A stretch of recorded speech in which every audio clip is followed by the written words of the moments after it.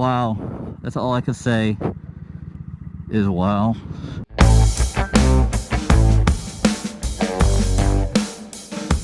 So, wow, ladies and gentlemen, all I can say is, oh, wow. I just spent like an hour at the Indian dealership for the demo day. Have I told you how excited I was for the demo day? Holy shizzle bizzles. I took the day off from work. I was ready, looking forward to it. Get down here. I knew there was going to be a crowd of people, but I mean, damn. That's all I can say is damn. It was a lot of people. They were only limiting you to 2 rides. And I understand that, you know, so I picked the, like, I think the Chieftain Springfield and the Scout, no, the Super Chief. Those are the 2 bikes that I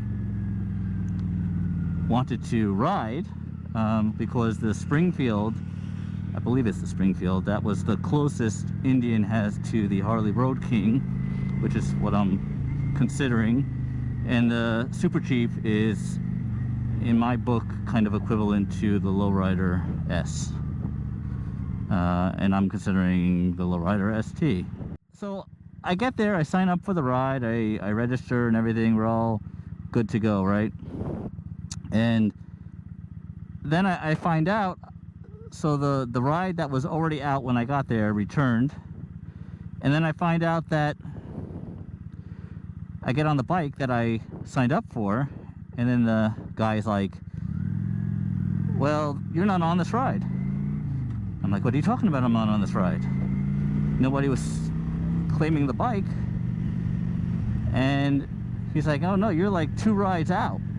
He's like, that's, you know, like an hour plus from now. And I'm like, really? I'm like, oh. And so, you know, I just said to myself, do I wait over an hour just standing there? I already went into the dealer, looked around, you know, did all that. And if there's one thing that I hate in life, really, there's one thing I hate, it's standing in line for things. There's really rarely any time something is worth it that much to me that I'm willing to stand in line for it. Like there's really nothing I can think of, to be honest. Anyway, so I sat there and I'm like, oh, you know, again, I took the day off. It was for this. It was circled on the calendar for how long? And damn. But so I'm on my way home right now. I'm like, well, I might as well get some footage in and explain what happened. So we're not going to get a whole bunch of footage for the Indian ride. I apologize. I just can't do it. It's just not worth it to me. It's like 12:30 now. No, it's just not worth it to me. Especially when I don't even want an Indian. When I'm looking at Harleys. Now, if it was a Harley demo day, that would be different. Because, you know, like I said, I've never ridden a Harley before. And so I can't tell you how excited I am for that. Next week, I'm going to show up there, like, first thing in the morning, so I can get up, sign up for these early rides. And definitely looking forward to that. But I'm not going to waste a whole day standing in line for 2 rides at the Indian dealership. It's just not happening. So I apologize. I'll try to go out, get some good footage of me just riding around. You know, this is one of the few Indian dealerships in this area. There's really not a lot, which is another reason I don't like Indian. And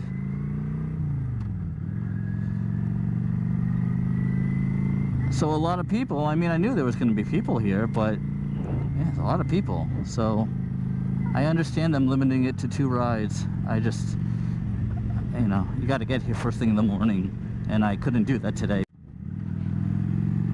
Alright, so I'm on my way home and from the Indian dealer, and it started raining again. Every time I go out, it starts raining. So, you know, I remembered I looked at the forecast earlier this morning, and it said, you know, rain in the afternoon.